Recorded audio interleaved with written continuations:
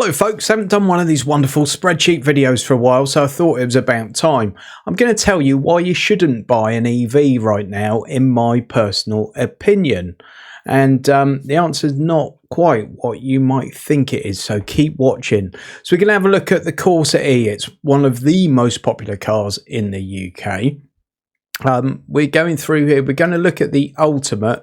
The reason for that will become clear at the end. It's the top spec Corsa E. It's available for £36,685.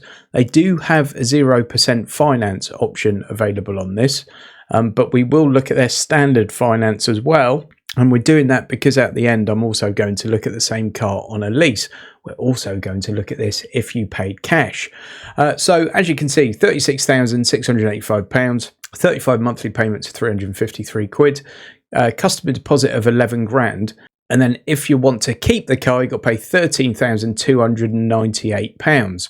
That's at the end of the 3-year period. If you don't want to keep the car, you literally hand it back and you stop paying anything. You've essentially just leased that car for 3 years. However, this one's based on 6,000 miles a year. If we put it up to 10,000, that price may go up. Now, let's look at their standard finance on this. So I'm looking at my normal lease profile, which if you're familiar to the channel, is 3 months up front, 3-year deal with 10,000 miles a year. So initial payments £1,000. We've then got 36 months on the agreement and 10,000 miles a year. You've got to pay 792 quid a month. Their standard APR is 8.9%. But look at this. This is just the kind of smoke and mirrors that I despise in dealer car finance packages. So you've got 8.9% APR on this one, as opposed to the 0% that's available if you put down a hefty deposit. Customer deposits £1,000, then the Vauxhall deposit contribution. So they're going to give you this. Oh, that lovely man at the dealership said he'd give me £1,500 towards my car. How wonderful. So he's done that for you. Total charge for credit, blah, blah, blah. Optional final payment, £12,553. This one is on 10,000 miles though, so we're not comparing apples and apples here. Now, if we look at a 3-year-old one of these cars, we can't. What we can find though is a 2-year-old car, not quite as high spec, so we're having to use a little bit of common sense with this. You can get one of those for 15 grand. There are a couple of those available on Kazoo. This is the SRI Nav Premium Auto. Unfortunately, Vauxhall have just changed their trim sort of names, so we've now got GS and Ultimate. Let's go over to the spreadsheet and I shall show you what we're looking at here. So the standard PCP, 8.9%, where that lovely man from Vauxhall's giving you £1,500 towards your car. £1,000 deposit, 792 quid a month for 35 months. In total, at the end of 3 years, you've paid £28,720 for that car, and you've got the optional payment of £12,533 if you want to keep it. At which time, that £36,500 car has cost you £41,253. Now, the used value after 3 years is a very, very difficult thing to predict. Now, this one's 2 years old, with 10,000 miles on the clock, and it's available to buy for 15 grand. So probably if you tried to get a part exchange on that car, or you tried to go to We Buy Any Car, you motorway, one of those, you're probably going to get more like 12 for it, if you can find someone to take it at the moment, because a lot of dealers won't take used EVs at the moment, because used EVs are just not shifting for exactly the reason why I'm explaining here. So I'm going to be mega generous. We're going to say this one's a bit higher spec. You're going to look after it. It's going to be worth 14 grand after 3 years.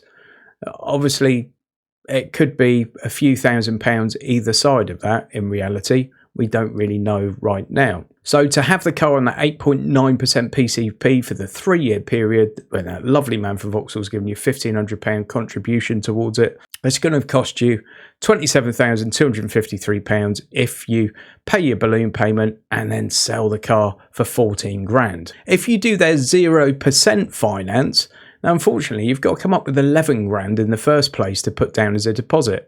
For some people, that'll mean part exchanging their existing car. For others, they've got to come up with 11,000 readies. You've then got £353 a month for 35 months, and at the end of that period, you've paid them £23,360. If you want to keep the car, then it's £13,298. and that means in total you've paid £36,658. Now the used value, again, at 14 grand, if you were to cash in your chips, as it were, the car would have cost you £22,658. Now, even with that lovely man from Vauxhall's contribution towards your car, you can see that 8.9% finance makes a huge difference to the amount you pay.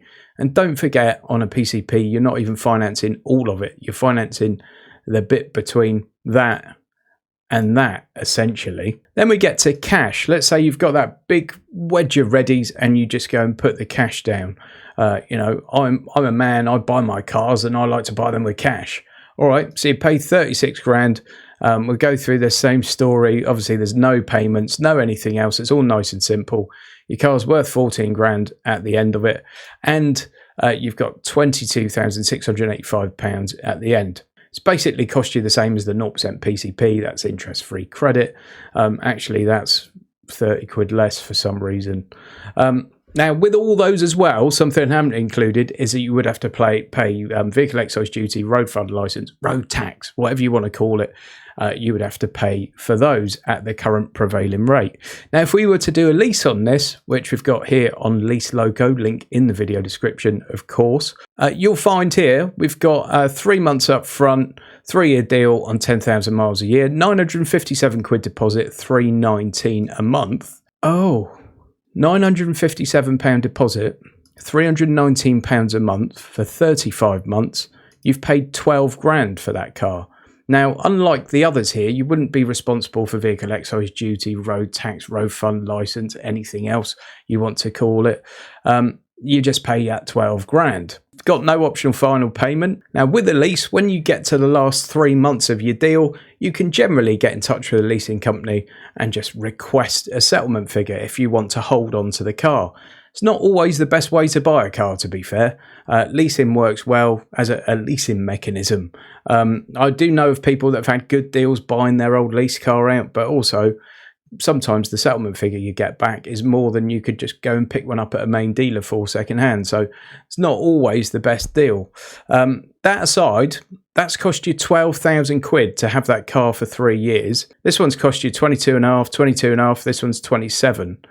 The difference is staggering, folks. And don't forget, on those, you've also got your road tax, VED, road fund licence, whatever else you want to call it, you've got that on top. The moral of the story is, for your next vehicle, whether that be petrol, diesel or electric or hybrid, or it runs on helium or methane, just do this comparison for yourself against the different types of finance options. The amount of people that puff out their chest and tell me they pay for their cars with cash like it's some sort of badge of honour, doing that here, you've lost 10 grand. Now, I'm not saying you should all go and lease your cars by any means, right? I'm just saying do the maths. Instead of having this one kind of set mindset, this is what I do, I'm completely blinkered, you could be throwing away money hand over fist. Now, obviously, there are other scenarios where this is going to be different. If you did want to buy that car new for cash, in reality, you'd probably go via a car buying service. You'd probably get 2-3 grand knocked off that price by using one of those car buying services like CarWow or What Car, etc. But you're not going to save 10.5, are you? Bit of food for thought for you folks. Please subscribe to the channel. If you like this kind of thing, go back and watch my old videos. I've got tons of stuff like this where I'm doing different kinds of finance comparisons. I will remind you that I'm not a financial advisor, and nor do I have the permissions to give you financial advice. So this is very much not financial advice. This is me talking about things that I see. Nothing more. Now, please go and click on that link to Lease Loco. Please give this video a thumbs up and subscribe to the channel if you haven't already done so. And I'll see you on the next one.